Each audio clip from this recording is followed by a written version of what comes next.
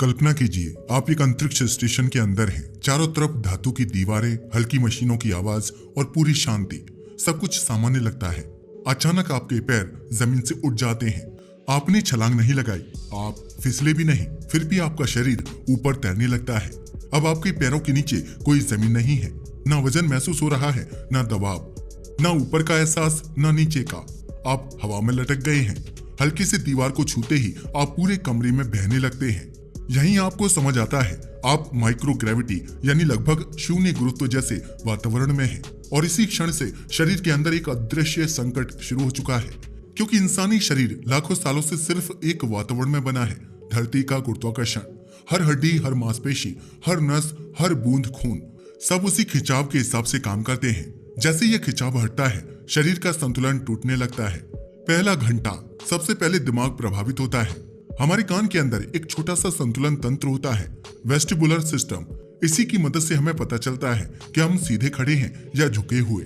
इस सिस्टम के अंदर तरल भरा रहता है जो गुरुत्वाकर्षण की दिशा में नीचे बैठता है, लेकिन शून्य गुरुत्वाकर्षण में यह तरल तैरने लगता है।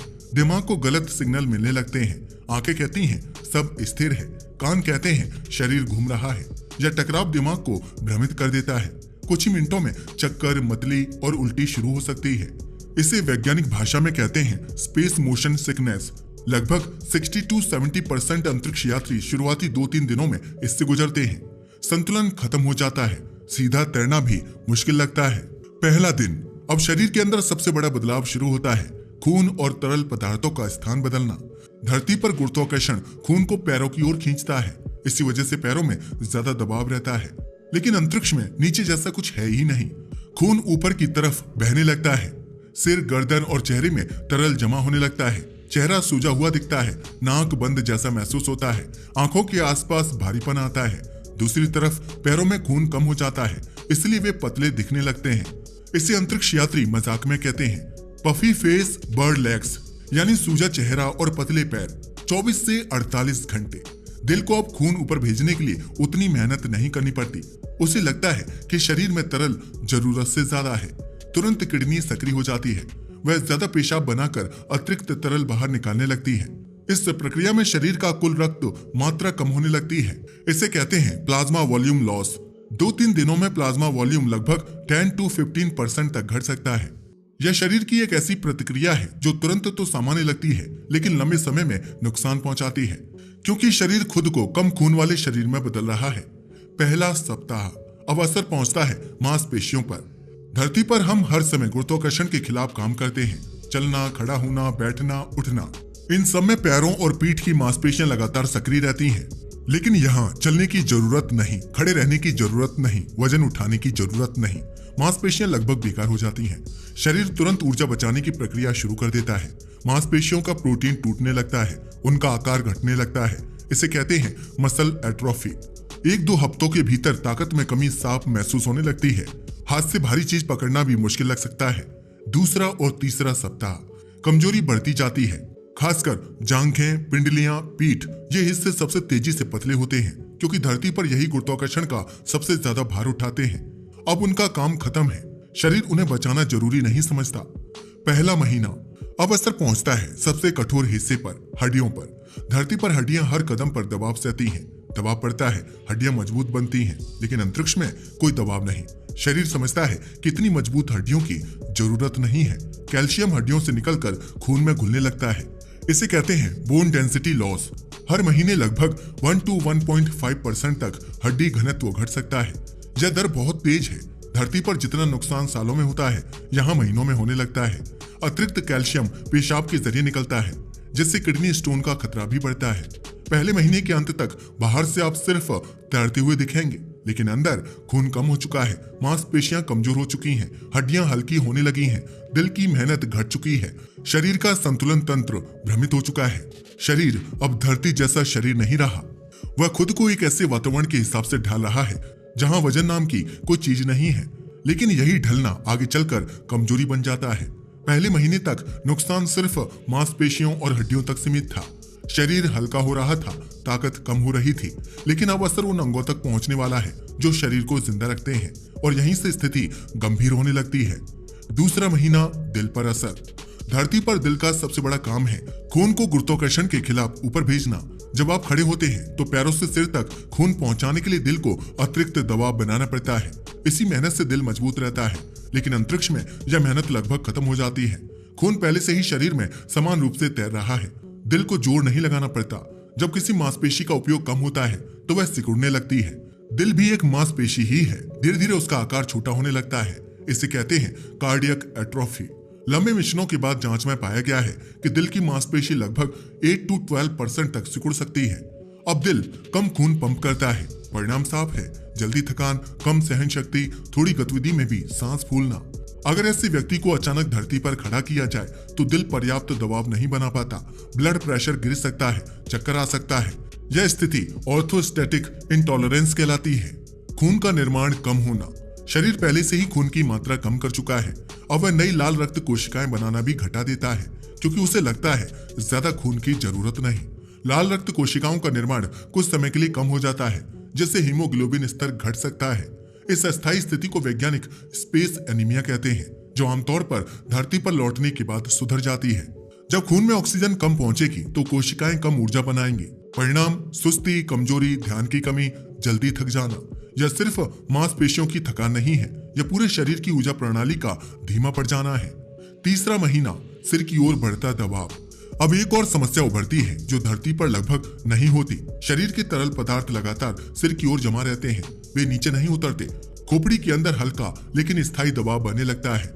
यह दबाव आंखों और ऑप्टिक नर्व पर असर डालता है। इसे वैज्ञानिक कहते हैं space flight associated neuro ocular syndrome, यानी SAS। इसके प्रभाव धुंधला दिखना, दूर की चीजें साफ ना दिखना, आंख का आकार थोड़ा चपटा होना, चश्मे का नंबर बदल जाना। कुछ मामलों में दृष्टि लंबे समय तक प्रभावित रह सकती है।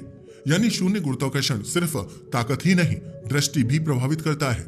चौथा से छठा महीना, प्रतिरक्षा तंत्र का संतुलन बिगड़ जाता है और उसकी प्रतिक्रिया अनियमित हो जाती है।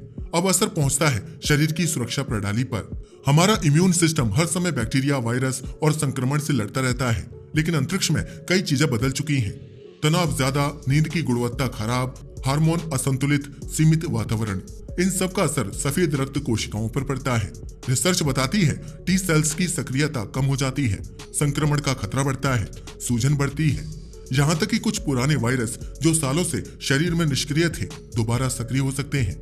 मतलब शरीर की रक्षा दीवारें कमजोर होने लगती हैं। छोटी बीमारी भी ज्यादा असर डाल सकती है। मानसिक और न्यूरोलॉजिकल प्रभाव। 6 महीने के आसपास एक अलग तरह की समस्या शुरू होती है। यह शारीरिक नहीं बल्कि दिमाग से जुड़ी है।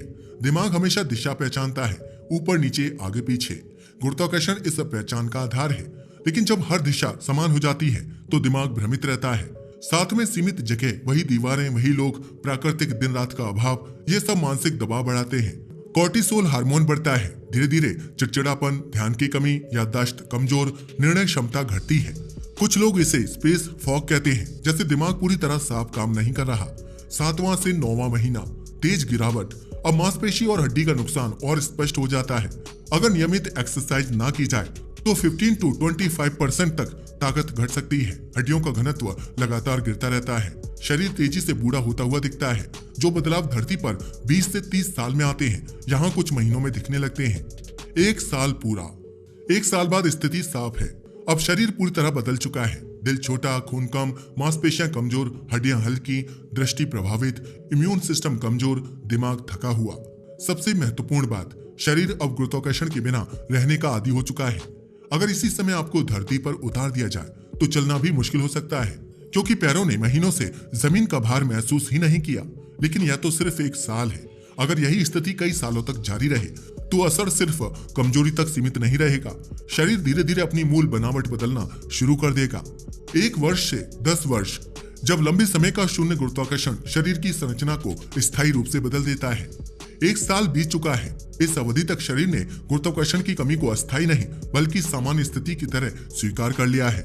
अब वह उसी हिसाब से खुद को ढालने लगता है। जिन क्षमताओं की जरूरत नहीं है, शरीर उन्हें बनाए नहीं रखता। चलना, खड़ा रहना, वजन उठाना, ये तीनों काम गुरुत्वाकर्षण पर निर्भर है। जब ये काम महीनों तक नहीं किए जाते तो शरीर उनसे जुड़ी ताकत को धीरे धीरे कम करना शुरू कर देता है। यहीं से शुरू होता है लंबी अवधि का वास्तविक नुकसान। दूसरा और तीसरा साल, मांसपेशियों का स्थायी नुकसान। पहले साल में मांसपेशियां कमजोर हो चुकी थीं। अगले कुछ सालों में यह गिरावट और तेज होती है, हालांकि बाद में धीरे धीरे स्थिर होने लगती है। धरती पर जो मांसपेशियां हर पल शरीर का भार उठाती हैं, अंतरिक्ष में उन्हें लगभग कोई काम नहीं मिलता और इसी कारण वे लगातार पतली और कमजोर होती जाती हैं। भले ही रोज घंटों एक्सरसाइज की जाए, फिर भी वह धरती के प्राकृतिक भार की बराबरी नहीं कर पाती।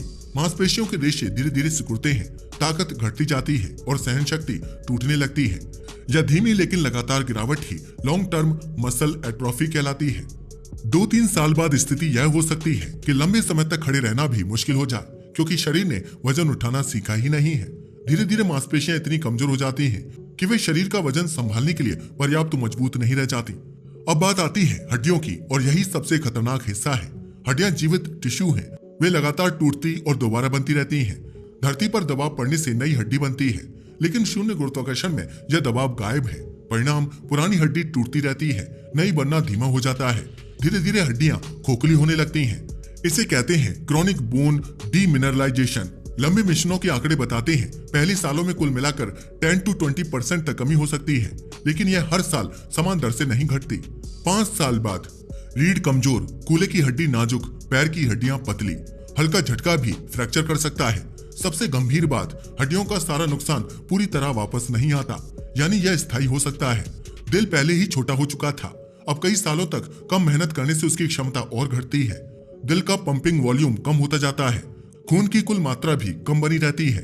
अगर अचानक शरीर को गुरुत्वाकर्षण में रखा जाए तो खून पैरों में जमा हो जाएगा, दिमाग तक पर्याप्त खून नहीं पहुंचेगा, चक्कर और बेहोशी हो सकती है।